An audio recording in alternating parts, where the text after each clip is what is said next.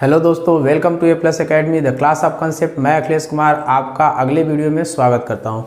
दोस्तों, हम लोगों का ये लाभ हानि का कंसेप्ट वाला वीडियो चल रहा है, जिसमें हमने प्रॉफिट और लॉस बिल्कुल जीरो, बिल्कुल बेसिक से पढ़ना शुरू किया। जो बच्चे नए थे उनका ज़रूर कंसेप्ट क्लियर होगा।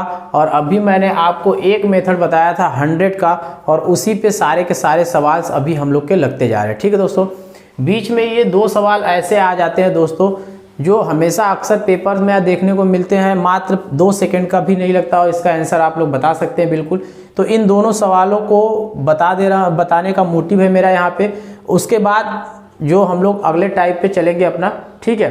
तो जो इससे पहले मेरा वीडियो नहीं देखा है वो प्लीज़ पीछे जाकर के उन सारे वीडियोस को देखें। यकीनन आपका लाभ हानि का बिल्कुल बेसिक से लेके कंसेप्ट आपका क्लियर हो जाएगा। दोस्तों, हम लोग बिल्कुल जीरो लेवल से शुरू किए हैं और हाई लेवल तक जाएंगे, बहुत हाई लेवल तक जाएंगे। ऐसा कोई सवाल लाभ हानि का नहीं बचेगा जिसको हम लोग यहाँ पे हल नहीं करेंगे।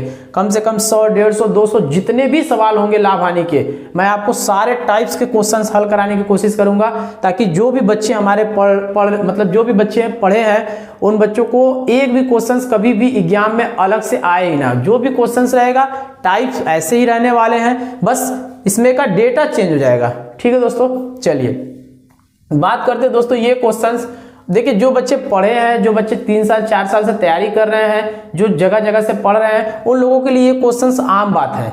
लेकिन जो बच्चे अभी नए हैं, जो नए अभी कंपटीशन लेवल में आए हैं, वहाँ पे तैयारी करना शुरू किए, उन लोगों के लिए यकीनन मानिए बहुत बेहतर होने वाला है। लेकिन कल से जो हम लोग का क्लास है, कल से जो मैं वीडियो आप लोग को इस पे अपलोड कराऊंगा, यकीन मानिए चाहे 4 साल से तैयारी करने वाले हो, चाहे 10 साल से तैयारी करने वाले, चाहे आईएएस की तैयारी करने वाले, चाहे पीसीएस की तैयारी करने वाले, कोई फर्क नहीं पड़ता। इससे आप उन सारे सवालों को खुद हल कर सकते हैं। ठीक है, उन सारे सवालों को, चाहे तेज बच्चा हो चाहे कमजोर बच्चा हो, सारे बच्चों के लिए वो सवाल बहुत बेनिफिट होने वाले हैं। खैर, आज के लिए हम लोग इसको देख लेते हैं कंसेप्ट को।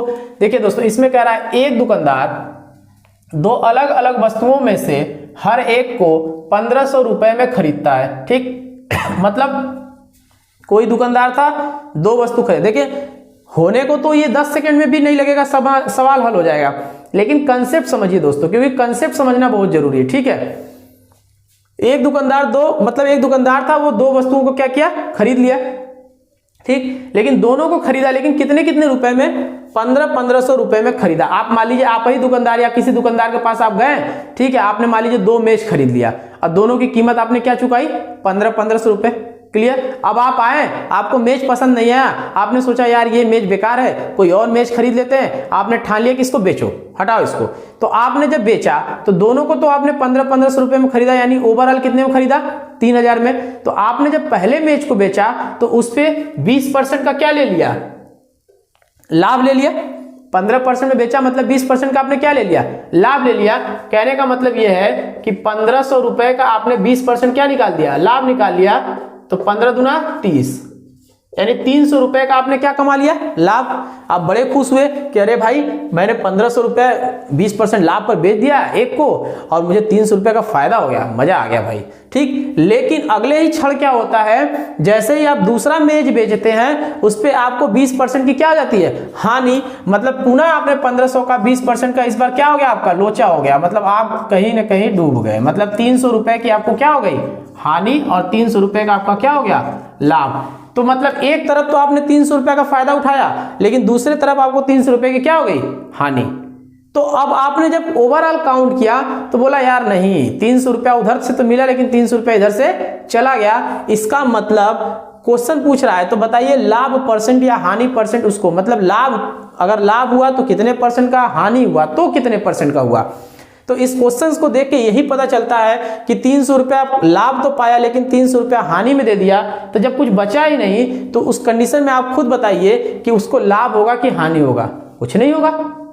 मतलब अगर आपको कहीं ऐसा सवाल दिख गया कि, ध्यान रखिएगा, लेकिन 1500 रुपए में खरीद रहा है, इस चीज का ध्यान रखिएगा, क्रय कर रहा है। सवाल, इस सवाल और इस सवाल में बस इतना ही अंतर है कि इस सवाल में वो बोलेगा कि खरीद रहा है और इस सवाल में वो बोलेगा कि बेच रहा है, मतलब इसमें आपको क्रय मूल्य नहीं पता रहेगा, लेकिन इसमें आपको क्रय मूल्य पता है और क्रय मूल्य पे ही लाभ हानि की गणना करते हैं, इसलिए हमने इसको डायरेक्ट निकाल दिया। और मैंने क्रय मूल्य पे लाभ हानि की गणना करने के लिए सारे के सारे कंसेप्ट पिछले वीडियो में बता रखा है। ठीक है दोस्तों, तो ये हमारे आ जाएगा। इसका मतलब इस सवाल का जो आंसर हो जाएगा वो क्या हो जाएगा दोस्तों, न लाभ होगा न हानि। ठीक, क्लियर, कंसेप्ट समझ में आ गया, दिखा दिया मैंने आपको यहां पे निकाल के। ठीक, चलिए इस सवाल को देख लीजिए। इसमें कह रहा है एक दुकानदार दो अलग अलग वस्तुओं में से हर एक वस्तु को 1500 रुपए में क्या कर रहा है, बेच रहा है। यहां पे खरीद रहा था, लेकिन यहां पे वो क्या कर रहा है, बेच रहा है। यहां पे क्या कर रहा है, वो बेच रहा है। और एक पर 20% का लाभ प्राप्त होता है, दूसरे पर 20% की हानि। मतलब लाभ और हानि का कंडीशन सेम है, कोई फर्क नहीं पड़ता। हो सकता है 10% का लाभ कमाए और 10% की हानि कमाए। ठीक, तो कहने का मतलब ये है, लेकिन 1500 रुपए में वो क्या कर रहा है, बेच रहा है। एक चीज ध्यान रखिएगा, जितने परसेंट का लाभ पाएगा और जितने परसेंट की हानि, जब लाभ और हानि दोनों ही सेम रहेगा तभी ट्रिक लगाएंगे। और आप लोग किसी भी कोचिंग संस्था या बहुत सारे यूट्यूबर्स का वीडियो देखे होंगे तो वो आपको डायरेक्ट एक फार्मूला बताएंगे। इस केस में ये फार्मूला होता है बच्चों, इसको आप लोग रट लो। यही बताया गया है कि इस केस में आपको ये फार्मूला होता है बच्चों, इसको रट लो। और जैसे ही आप इसको रट लेते हो तो पट से निकाल देते हो कि 20 गुणे 20 बटे में 100 हो जाता है, 2 0 2 0 कट जाता है और 2 दूना का 4। और आपके मास्टर आपको ये बता देते हैं कि जब भी ऐसा सवाल आपको कहीं पे दिखे दोस्तों, इसको रट लेना बच्चों कि इस केस में हमेशा क्या होगा, हानि ही होगी। लेकिन मेरे भाई एक बात बताओ कि ये आखिर ट्रिक आता कहाँ से है? क्या आपके माइंड कभी आपके जहन में ये नहीं आया कि आखिर ये जो हम लोग को हिंदी में मूर्ख बनाते हैं टीचर, सारे जो भी रट लिए हैं, जो भी पढ़ लिए, ठीक है टीचर्स हैं, उनके पास नॉलेज अच्छा होता है, प्रैक्टिस अच्छा होता है, तो आपने कभी एक बार नहीं सोचा कि ये आखिर ट्रिक कहीं से तो आया होगा, किसी ने तो बनाया होगा। आखिर ये ट्रिक आते का, तो वास्तव में दोस्तों कोई ट्रिक व्रिक कुछ होता नहीं है, सब कंसेप्ट का खेल होता है। जब भी हम लोग सवालों को तोड़ते जाते तो लास्ट में जो छोटा सा रूप बचता है उसी को हम लोग क्या बना देते हैं, ट्रिक बना देते हैं। मैं अभी आपको यहीं पे देखिए सॉल्व करके बता दूंगा। खैर फिलहाल हम इसको समझ लेते हैं। तो कहने का मतलब ये हो गया दोस्तों कि 1500 रुपए में बेच रहा है, 1500 रुपए में खरीद रहा है। तो आई होप कि आपको पहले वाला क्वेश्चंस क्लियर हो गया होगा। ठीक है दोस्तों, तो मैं आप लोग को यहाँ पे बता दे रहा हूँ। तो मैं थोड़ा सा इसको रब कर लेता हूँ दोस्तों, ठीक है, क्योंकि स्पेस नहीं है बोर्ड पे। अभी स्टार्टिंग है दोस्तों, इससे पहले मैं बहुत जगह पढ़ा चुका हूँ। ऐसी कोई बात नहीं है कि मेरे पास कोई एक्सपीरियंस नहीं, एक्सपीरियंस है। लेकिन आज का समाज इतना गंदा है दोस्तों कि आप जिसके लिए करो वो लोग ही आपको लूट लेते हैं। तो मेरे साथ भी ऐसा ही कुछ हुआ।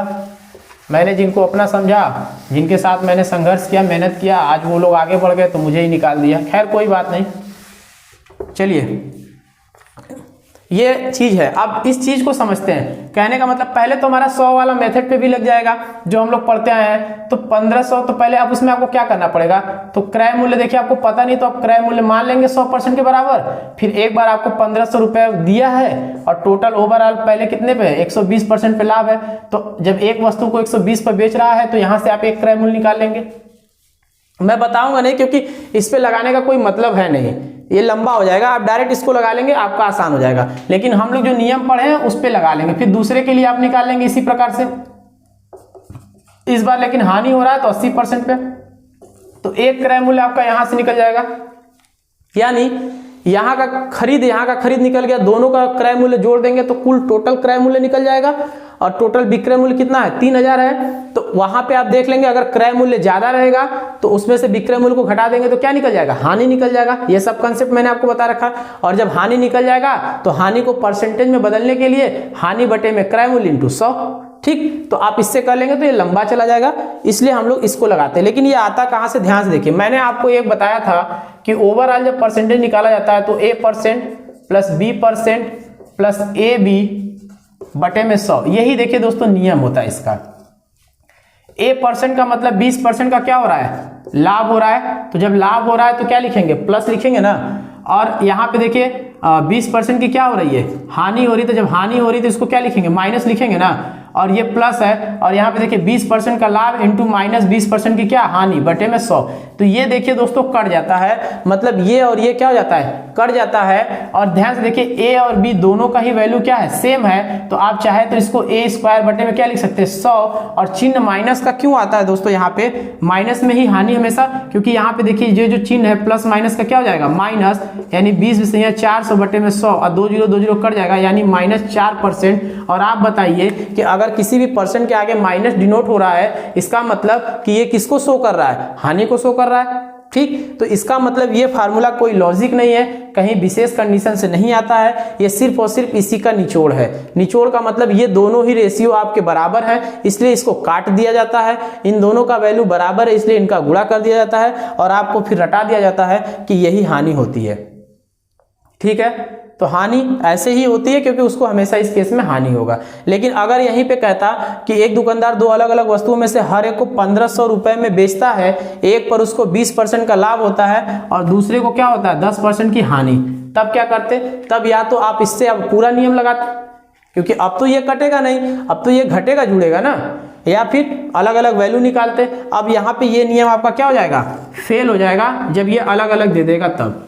ठीक है, तो आई होप दोस्तों कि आपको ये दोनों ही सवाल और कंसेप्ट सब कुछ समझ में आ गया होगा, प्लस ट्रिक भी समझ में आ गया होगा। तो दोस्तों जो लोग नए हैं यकीनन आप लोग इसको नोट्स बना सकते हैं, सारे सवालों का नोट्स बना सकते हैं दोस्तों।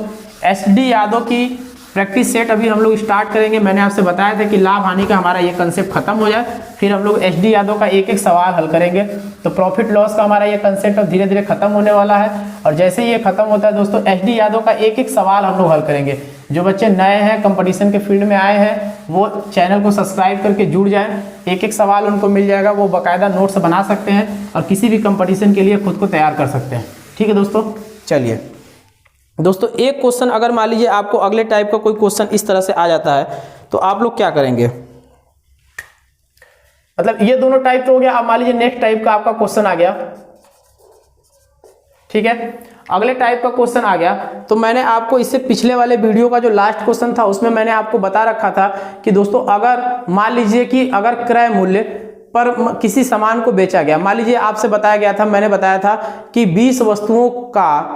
20 वस्तुओं के विक्रय करने पर, ठीक 20 वस्तुओं को बेचने पर 10 वस्तुओं के क्रय मूल्य के बराबर क्या प्राप्त होता है, लाभ प्राप्त होता है, या 10 वस्तुओं के क्रय मूल्य के बराबर क्या होता है, हानि प्राप्त होता है। ये केस मैंने आपको बता रखा था, तो वहां पे क्रय मूल्य के बराबर लाभ और हानि प्राप्त हो रहा था, इसलिए हम लोग उसको डायरेक्ट निकाल ले रहे थे। ये मैंने आपको पिछले वीडियो में बता रखा है। उसी पर मैंने आपको बताया था कि अगले वीडियो में दोस्तों हम लोग पढ़ेंगे कि अगर मान लीजिए कि 10 वस्तुओं को बेचने पर, ठीक 3 वस्तुओं के विक्रय मूल्य के बराबर क्या प्राप्त हो जाए, हानि प्राप्त हो जाए। ठीक है दोस्तों, चलिए अगर मान लीजिए क्वेश्चन आपसे ये कह दे कि 39 पुस्तकों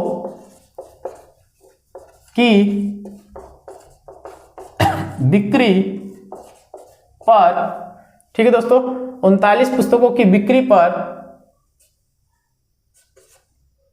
14 वस्तुओं या 14 पुस्तकों के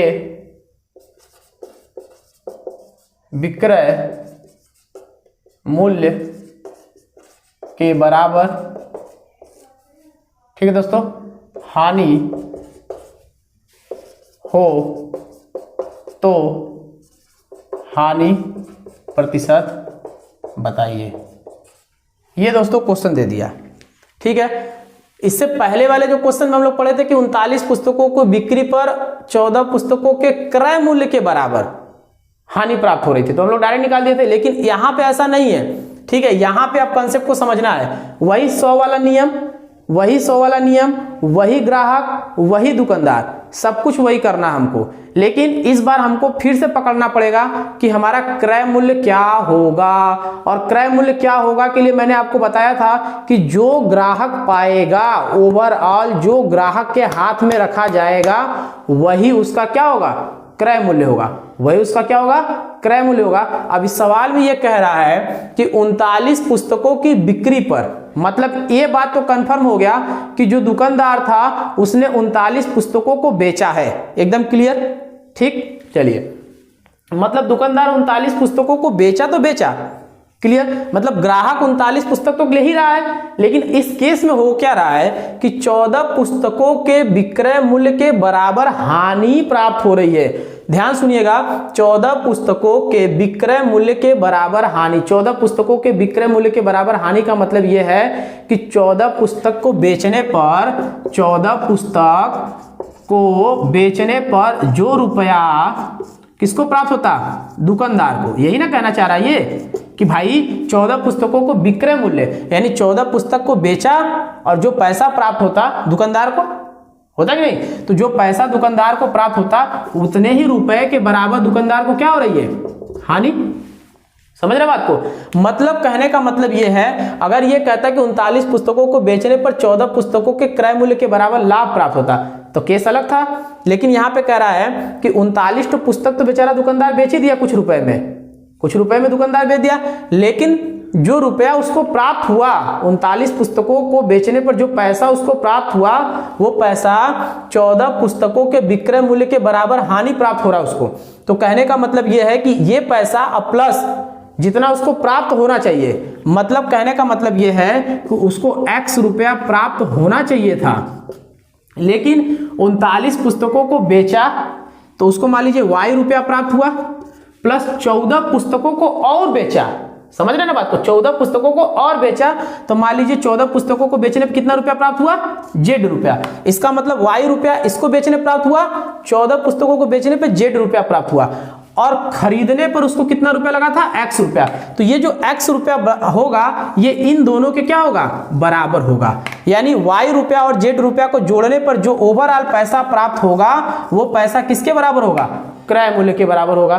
बात समझ में आया दोस्तों। इसका मतलब अब आप मुझे बताइए कि जो दुकानदार था वो 39 पुस्तक तो ग्राहक को दिया ही दिया, साथ में 14 पुस्तक क्या कर रहा है, और बेच रहा है, क्योंकि उसको क्रय मूल्य के बराबर पैसा लेना है। ठीक है, इसका मतलब 14 पुस्तक और अधिक कौन पाया, ग्राहक पाया। लाभ किसको हो रहा है, ग्राहक को हो रहा है, नुकसान किसको हो रहा है, दुकानदार को हो रहा है। मतलब ग्राहक को मिलना चाहिए था 39 पुस्तक, लेकिन ऐसा हुआ क्या, नहीं। ग्राहक कितना पा गया, 39 पुस्तक तो पाया ही पाया, साथ में 14 पुस्तक और पाया, यानी ओवरऑल कितना पा गया ग्राहक। तो 39 में 14 आप जोड़ दीजिए तो ओवरऑल जो ग्राहक मतलब दुकानदार को जो बेचना पड़ गया और वही ग्राहक जो पाया, यानी 39 और प्लस 14 कितना हो गया, 53। ठीक है, कितना हो गया, 53। ठीक, अच्छा अब देखिए, कहने का मतलब यह है कि इसको 13 कर लीजिए, क्योंकि लास्ट में ना फंसेगा, फिर ये जाके कटेगा नहीं। इसको 13 कर लीजिए तो यहाँ क्या हो जाएगा, 52। ठीक, 39 प्लस 13 क्या हो जाएगा, 52। अब कहने का मतलब ये है कि ये 52 पुस्तक कौन पा रहा है, ग्राहक। तो क्रय मूल्य हमारा कितना हो गया, 52। एक तरह से इस सवाल को आप इस तरह से भी मायने बैठा सकते हैं कि अगर इतने पुस्तकों को बेचने पे इतना पुस्तक के बराबर विक्रय मूल्य के बराबर, ध्यान रखिएगा विक्रय मूल्य के बराबर अगर हानि हो रही है, अगर हानि हो रही है तो ये ओवरऑल टोटल ही पुस्तक कौन पाएगा, ग्राहक, और सारे के सारे जुड़ जाएंगे, वही हमारा क्या हो जाएगा, क्रय मूल्य। ठीक, यानी यहाँ पे हमारा क्रय मूल्य क्या निकल के आ गया, 52, और ये किसके बराबर हो जाएगा, 100% के। ठीक, और हानि कितने के बराबर हो रही है, 13 पुस्तक के, तो हम 13 बराबर निकाल ले, डायरेक्ट हानि का परसेंट निकल जाएगा, डायरेक्ट हानि का परसेंट निकल जाएगा। हल कर लीजिए तो 13 गुणे 100 और बटे में क्या हो जाएगा, 52, 13 चौका 52 और 25 चौका 100, यानी 25% की दुकानदार को क्या हो गई, हानि हो गई। ठीक है दोस्तों, 25% की दुकानदार को क्या हो गई, हानि हो गई। क्लियर।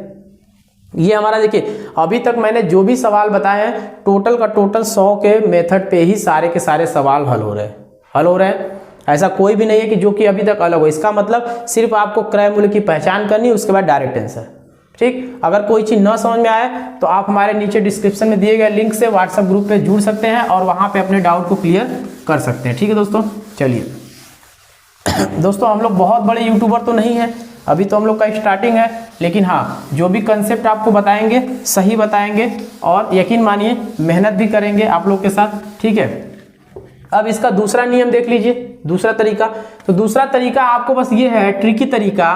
ठीक है दोस्तों, कि ट्रिकी तरीका ये है कि जो बोलेगा उसी हिसाब से आपको क्या करना है, सिर्फ करना है। कैसे करना देखिए, कह रहा है 39 पुस्तकों के बिक्री पर 13 पुस्तकों के विक्रय मूल्य के बराबर क्या प्राप्त हो रहा है, हानि। मतलब 13 पुस्तकों के विक्रय मूल्य, ध्यान से देखिए, जैसे मैंने आपको बताया था कितने पुस्तकों का विक्रय मूल्य इतने पुस्तकों के क्रय मूल्य के बराबर है, सेम उसी तरह 13 पुस्तकों के विक्रय मूल्य के बराबर क्या प्राप्त हो रही है, हानि। 13 पुस्तकों के विक्रय मूल्य के बराबर क्या प्राप्त हो रहा है, हानि। और हानि क्या कहता है, 39 पुस्तकों के बिक्री पर 13 पुस्तकों के विक्रय मूल्य, यानी 39 पुस्तकों का क्रय मूल्य माइनस 39 पुस्तकों का विक्रय मूल्य। अब आप ये कहेंगे ये कहां से लिख दिए सर, तो देखिए 13 पुस्तकों के विक्रय मूल्य के बराबर क्या प्राप्त हो रहा है, हानि। और हानि बराबर क्या होता है, क्रय मूल्य माइनस विक्रय मूल्य, यही होता है, क्रय मूल्य माइनस विक्रय मूल्य। इसलिए 39 पुस्तकों का क्रय मूल्य माइनस 39 पुस्तकों का विक्रय मूल्य।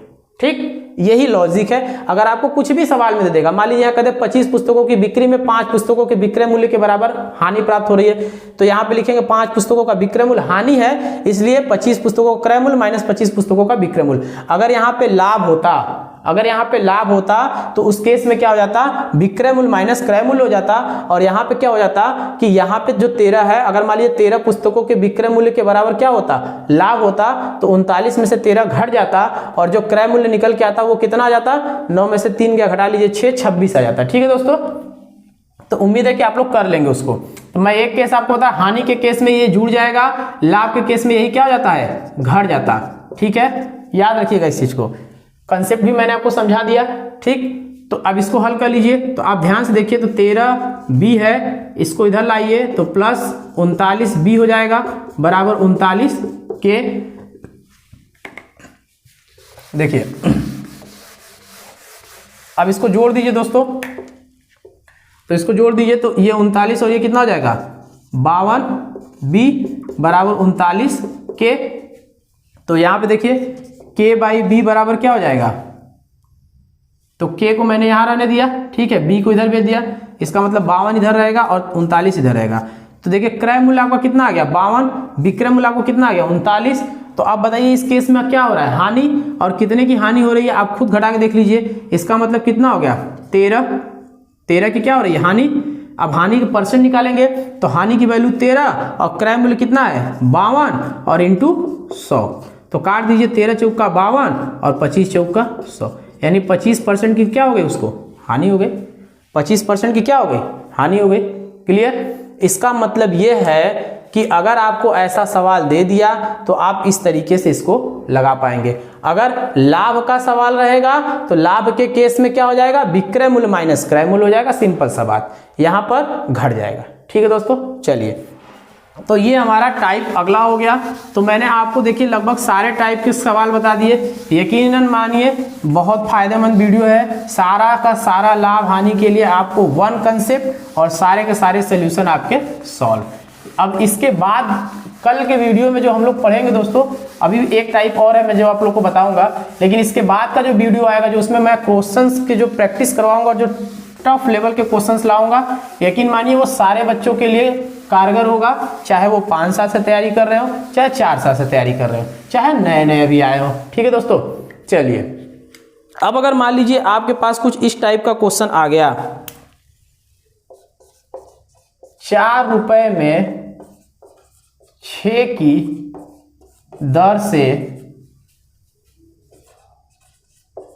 कुछ वस्तुएं खरीदा।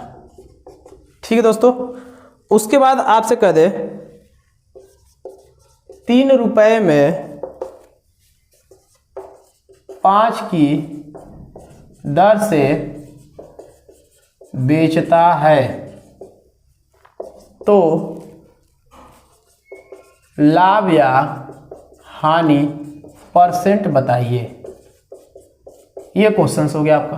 ठीक है दोस्तों, कह रहा है 4 रुपए में 6 की दर से कुछ वस्तुएं खरीदा। मान लीजिए कोई दुकानदार है, एक दुकानदार, कोई दुकानदार है, ठीक, कोई दुकानदार 4 रुपए में 6 की दर से कुछ वस्तु क्या कर रहा है, खरीद रहा है। कहने का मतलब यह है कि 4 रुपए में 6 की दर से कुछ वस्तु खरीदा। मान लीजिए एक दुकानदार है, वो गया, कहा भैया कैसे सामान दिए, वो अंडे कैसे दिए, वो बोला भैया 4 रुपया में 6 अंडा दूंगा। ठीक, अच्छा चलो भाई 4 रुपए में 6 अंडा फटाफट पैक कर दो। उस हिसाब से उसने कुछ ले लिए जितने उसको अंडे लेने थे, ठीक।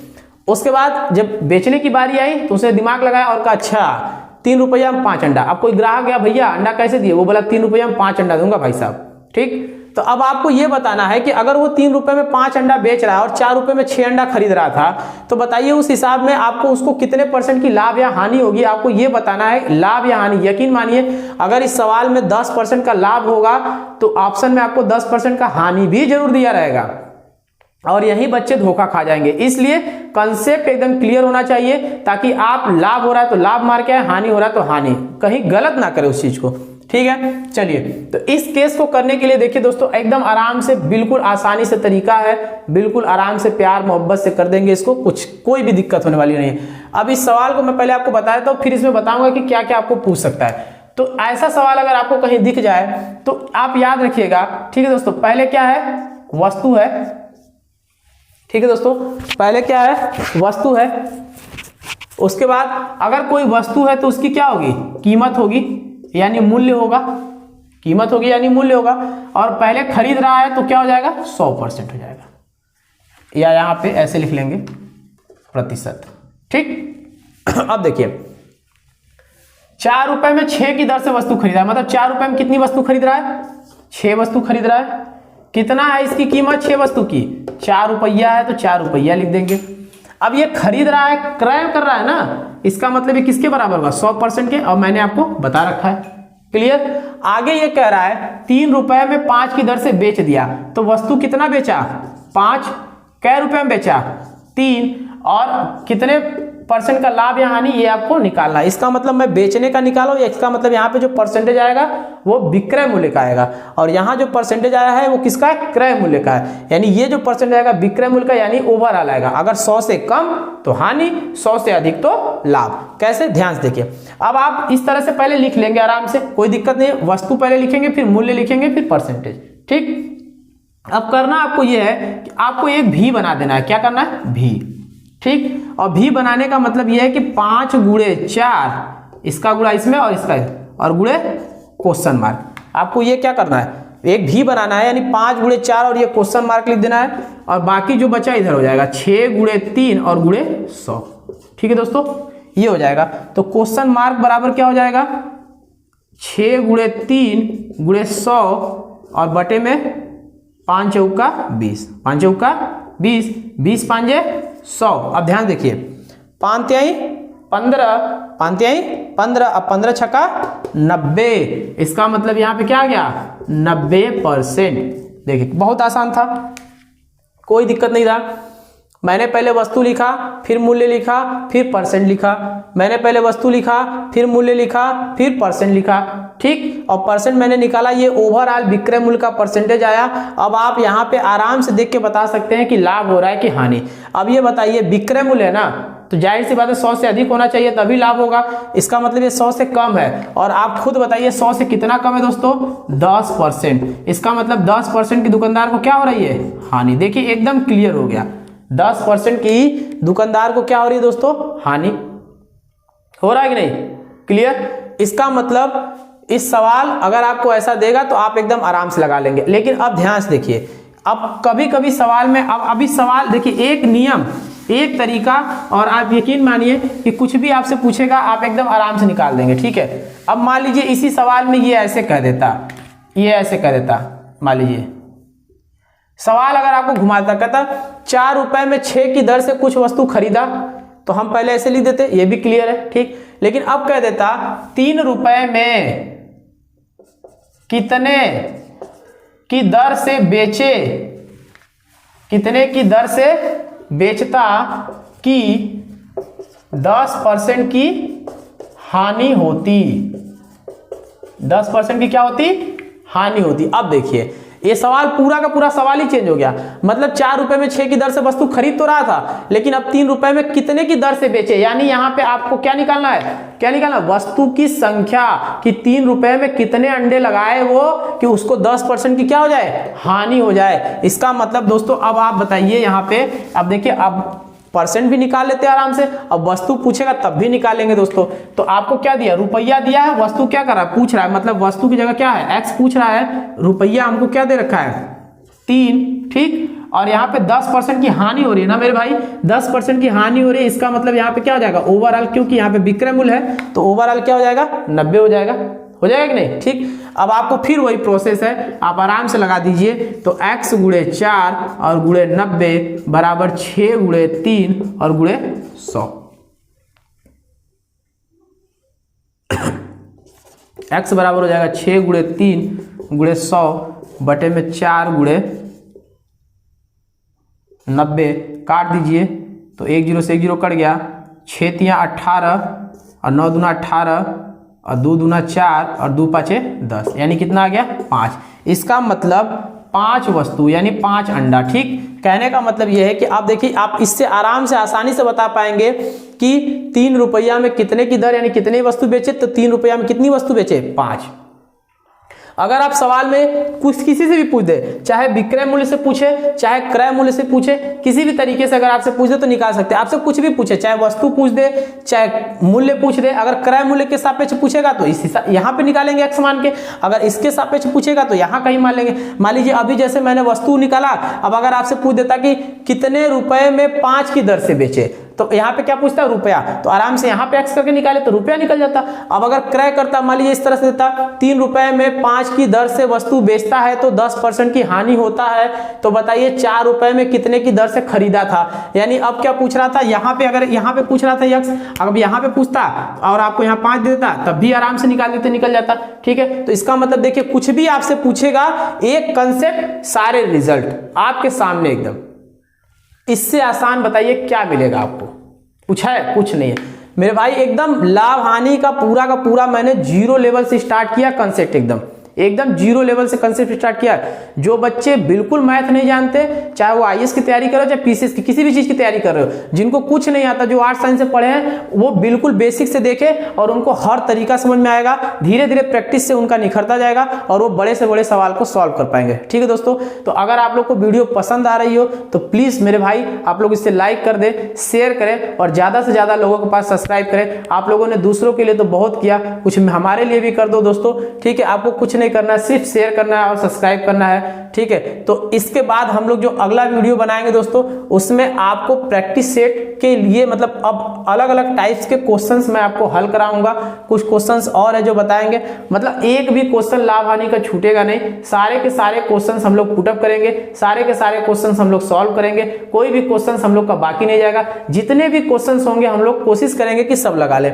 उसके बाद आप लोग को 1 या 2 क्लास के बाद जब लाभ हानि लगभग खत्म हो जाएगा और हम लोग अंकित मूल्य पे आएंगे, बट्टे पर आएंगे, छूट पर आएंगे, तो वहां पे आप लोग को एसडी यादव का एक सोल्यूशन हल कराना शुरू कर देंगे। तब तक आप लोग से रिक्वेस्ट है कि आप लोग ज्यादा से ज्यादा लोगों के पास शेयर करें, ज्यादा से ज्यादा बच्चों को कलेक्ट करें, ताकि एसडी यादव का जब हम लोग सवाल हल करें तो बहुत सारे बच्चे उसका बेनिफिट प्राप्त कर सके, ठीक है दोस्तों। मैं भी आप ही लोगों की तरह, आप सब भाइयों की तरह एक हूँ, पढ़ता हूँ और पढ़ा रहा हूँ, अपने नॉलेज को आप तक शेयर कर रहा हूँ। अगर आप लोग को तनिक सा भी ये पसंद आ रहा है दोस्तों, तो प्लीज़ लाइक करें, शेयर करें एंड सब्सक्राइब करें। तो मिलते हैं आप लोग से ऐसे ही बेहतरीन कंसेप्ट के साथ अगले वीडियो में, तब तक के लिए धन्यवाद।